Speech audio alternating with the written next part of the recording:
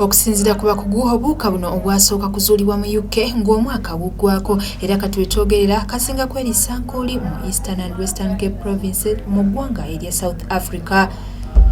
Kigambibwa nti obuwuka obungi obwa COVID-19 obuli mu nsi obuviirako ekirwadde ekyo naye ate abakugu essira balitadde nnyo ku kano akali mu South Africa nga 5.1 katonyeze vittu olw'obulabe obukalimu. Kigambibwa nti akawuka kano aka corona akapya kasaasaana mangu era kalina obubonero obw'amaanyi ekiviirako okufa kw'abantu amangu. Obutaawukanako n'akawuka akabaddewo aka corona ne kano kanguyira nnyo okukwata abakadde wamu n'abantu abalina ebirwadde byabwe. Olw'obukambwe bw'akawuka kano kigambibwa nti ne vaccine ezimu tezikasobola ekireetawo embeera ey'obweraliikirivu mu ggwanga. Bwe twogerera akawuka kano kali mu mawanga 20 mu nsi yonna omuli Australia, Norway, Japan wabula nga ne mu UK gye kaasookera eriyo kati abalwadde 47.